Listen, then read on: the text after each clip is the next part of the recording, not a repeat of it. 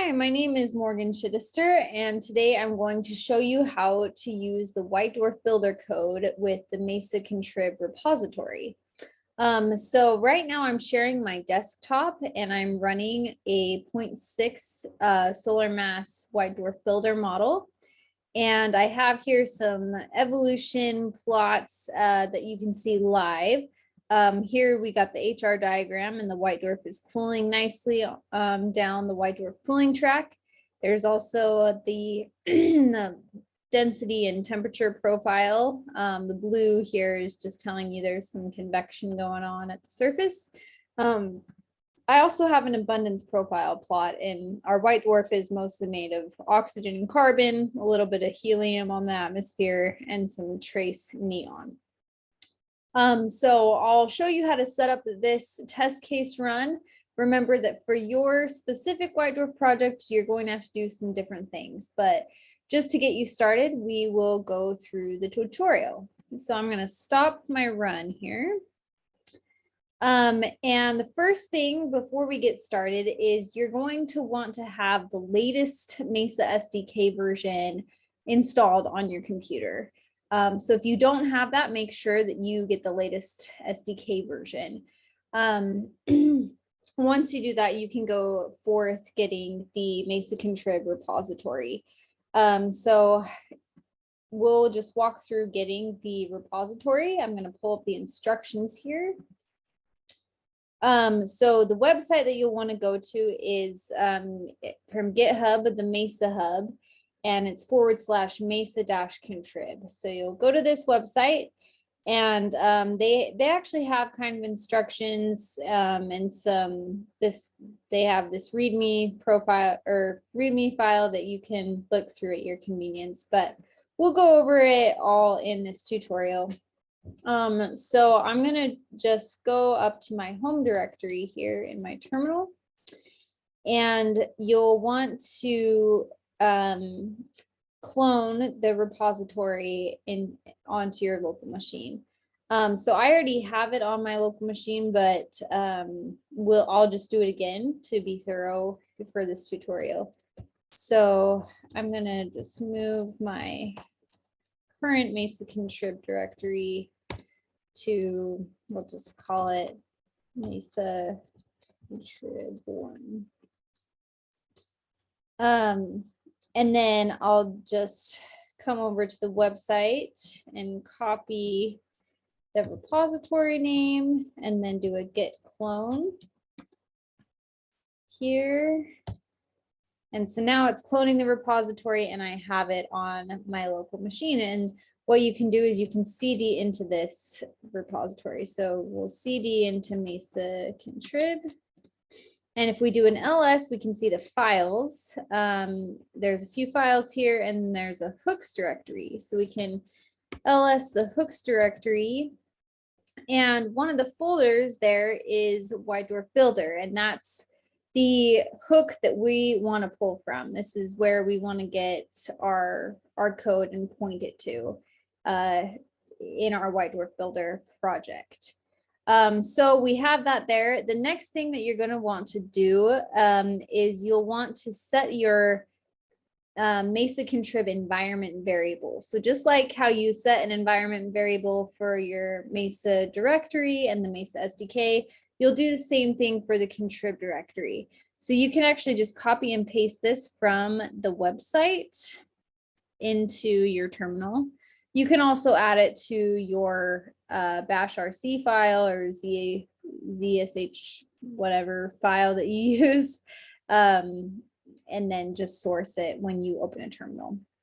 But we'll just do that for clarity here. So we're gonna paste it, and my Mesa Contrib was started from my home directory, so I can just copy and paste it directly as is. So there we go. We've got our environment variable set up. We've got the Contrib repository. And so now we need a workspace for our White Dwarf Builder project. And so I created a space already. I'm going to go up to my home and I'm going to go into, I called it example White Dwarf. So we'll see what's in there. So I already have this work directory that I pulled from just the Mesa dir. It's like the standard work directory. And if you already have a directory that you want to work from, that's probably fine. But I think the easiest way is to just grab the work directory and modify it from there. Just modify it so that it's compatible with White Dwarf Builder. So I'm just going to remove my work directory here so I can be thorough with you guys on how I set this up. So in order to grab the work directory, you're going to copy from the Mesa dir. And we'll go from the star case. We don't want a binary system, just a single star. And we're going to copy the work directory here. So then if I do an ls, there you go. We'll cd into our work directory. And it's got the standard make files, Inlist files, things like that. But we need the files that are compatible for White Dwarf Builder. And if you go to the website, you can go to hooks and kind of just get a sense of what is in the White Dwarf Builder hook. So I'll just click on that here. So they have a star example folder, and then as well as these White Dwarf Builder files. And you're going to need to have all of these files in your White Dwarf Builder project directory. If you go and read through the instructions on here, it'll also tell you that, oh, your run star extras has to have these statements in it if you want to use the White Dwarf Builder code. And you can go through and copy and paste this directly into your into the run star extras you'd like to use. What I'm going to do is just copy and paste it from this star example file, just because I know it's already set up.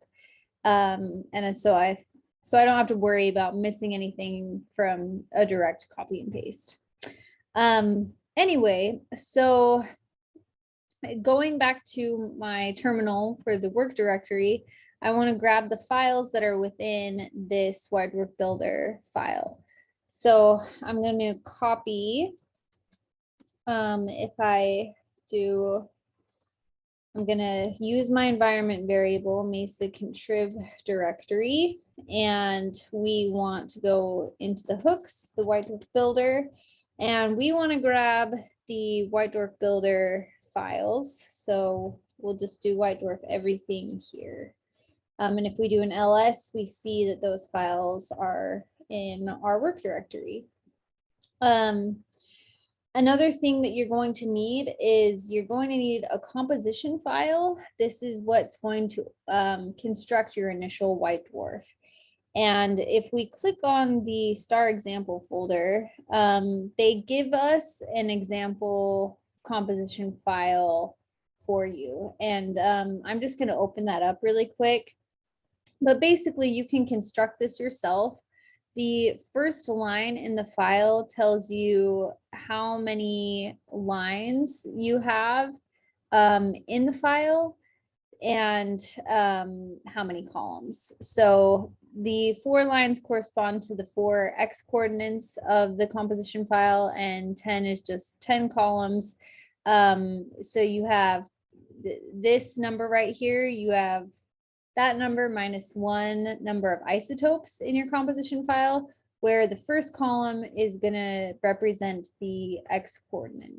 So it starts from 0 and goes to 1. So this is like fractional radius or whatever, fractional mass fraction. And then each column is a certain isotope. And I believe here, let's see, I think this column is helium, where 0 is like the surface and 1 is the core. I think that would make sense because it looks like you have about 30% here is maybe carbon and 68% is oxygen.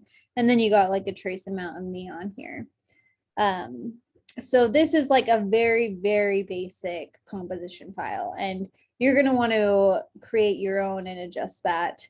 And if you would like help doing that, then you can stay tuned for maybe a future tutorial. Anyway, we want to grab this file. So it's in the star example folder. So what we want to do is come back to the terminal and copy from White Dwarf Builder, the star example folder, and it's called the basic composition file. So we're going to copy that over here. So we've got our White Dwarf Builder files, we have the composition file. Now we need to adjust the run star extras and Inlist. So we come back to this. It kind of tells you the directions on what to include. The star example folder actually has a run star extras that's already kind of set up. So the work directory that we pulled from the Macedir, it came with a standard run star extras. If you're comfortable just totally replacing it, then we'll just copy and basically replace the run star extras with the one from the star example in White Dwarf Builder. If not, you can always save the old run star extras to a different version if you're nervous about losing anything. But I'm just going to copy it straight from there. So I'm going to copy from the star example, and it'll be the src file run star extras, and I'm going to copy that to my src directory. So it'll just overwrite my current run star extras file. So that's all taken care of. The other thing I need is the Inlist for White Dwarf Builder. So if I come back to the star example, it has an Inlist White Dwarf Builder example here. And I'll just copy that over here as well. So from my terminal star example, we want the Inlist White Dwarf Builder, and we're going to copy that over here. So let's just take a look at what the example Inlist looks like. Okay, so if we open up that file, it starts out and it says, okay, we want to build our own model. We want to create an initial model, which is true. This is just telling you we'll relax it by like 100 steps. You also need to specify the composition file name that you're going to relax the model. And we have this file that we just pulled from the example. And then for your project, you'll use whatever file you construct. This composition file works with the Oxygen 18 network. So you'll have to just do your homework on what network you're going to be using for your project. And then just kind of looking through here, this was in the directions that I didn't point to in the website, but we want to use the other build initial model is true. We want to use the White Dwarf Builder. Also, we need to specify an initial mass, and we're gonna, for this example, we'll do 0.6 solar masses for our White Dwarf. You also need to give the code an initial temperature in order to guess, in order to make an initial guess for the White Dwarf. So essentially this code is basically like a Newton-Raphson solver. So you give it an initial guess and it's going to converge onto something. 2e to the 8 Kelvin works for this test case, but depending on the mass that you use for your White Dwarf, you might have to adjust that value. I believe when I've tried it, if you have a higher mass, you might have to increase your temperature a little bit. The last thing I want to point out is the White Dwarf atmosphere choice. Typically, when I've done this, I use tabulated values. And right now, our table is a dB White Dwarf table. This is just because we're looking at a helium atmosphere White Dwarf. But if you're looking for a hydrogen one, you're going to want to drop the prefix dB underscore and use the just White Dwarf tau 25 table. So that's pretty much it, everything from the Inlist, from this example Inlist. So now what we need to do, I think we have all of our files, and the best way to check that is to see if our code compiles. So if we do a --clean here, that works, and --make. And again, make sure you have the latest Mesa SDK in order to use the White Dwarf Builder code.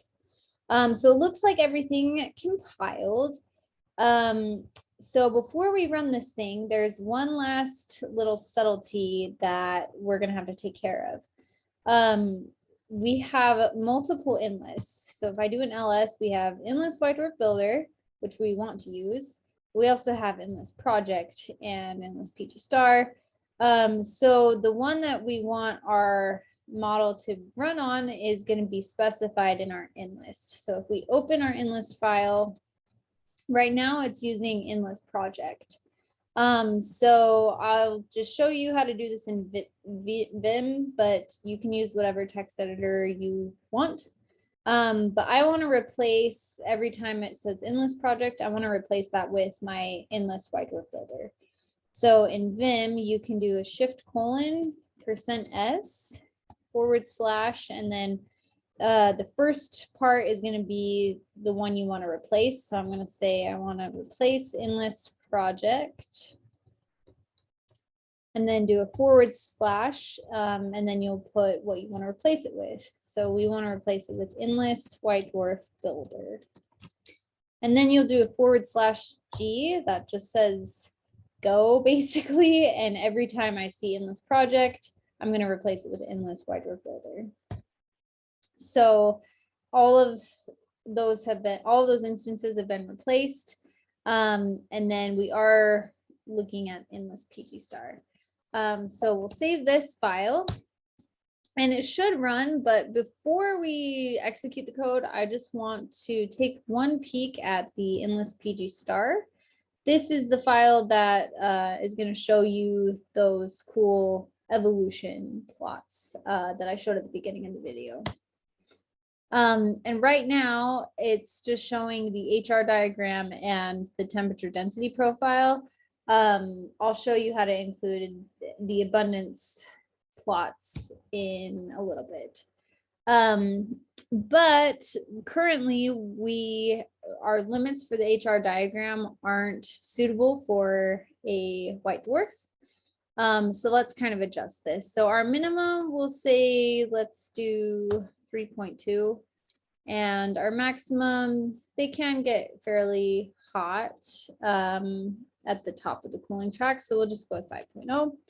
Our minimum, these things can cool to very low log L values. So let's just do -4. And then our max we'll just put to like 3. And then we can come back into this file to add the abundance one in a minute. So now let's just make sure our code runs, and that'll just be a --rn. So far, so good. It's telling us it's creating the initial model with the parameters we set. And before it shows any plots or any figures, it's going to go through that relaxation period of 100 steps. That was just specified in the Inlist White Dwarf Builder file. So this might take a minute to pop up anything. So I might just kill the run and show you how to add the abundance profile plots. So if you're familiar with kind of the way to navigate to the defaults, you're going to open the PG Star defaults file and look for the abundance information that you need. So I'm going to open and use my environment variable Mesa dir. We'll go with star. We want defaults and we want the PG Star defaults file. So we're going to open that and I'm going to search for abundance here. and abundance windows. So right now, this abundance win flag says false, meaning it's not going to show it as the run executes. So I'm going to pull this command and I'm going to set it to true in my Inlist because I want to see that. So we'll just copy and paste that over. So I'm going to open my PG star Inlist. And I'll just add a comment here. Include abundance profiles. And then I'll just paste that in there and change false to true, saying I want to see that plot. And save it. I'm going to open the defaults file again and look for abundance again to see what other information I might need. So you can adjust the aspect ratio, you can play with those parameters. This is showing you what isotopes you want to show. So depending on the isotopes that you're interested in, you might have to adjust which isotopes you're going to include. Now the thing I want to get is the output file. So if you want to keep track of the evolution of these PNG snapshots to make like a movie, say for later, you're gonna want to include these commands. So I'm gonna yank them. The file flag right now is set to false, meaning it's not going to save any of the PNGs that are output onto your screen. So let's just put it to true in our Inlist, just so that you know how to save these files. So we'll yank those and open our PG star again, paste them over. So instead of having this to false, we'll do true.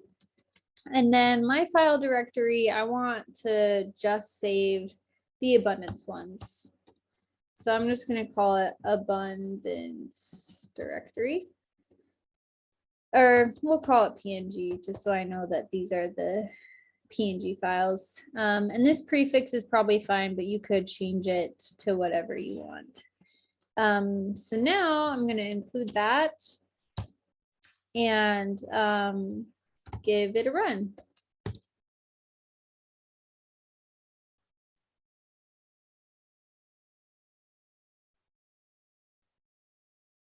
So it might take a minute to get to the 100 steps, and we're not going to see any of those plots until it reaches that. But a few things to just keep in mind: make sure that you do your homework when you're constructing your composition file for your project, just so that it is compatible with the code. So I think there is a little bit of documentation on that in the website that I pulled up earlier.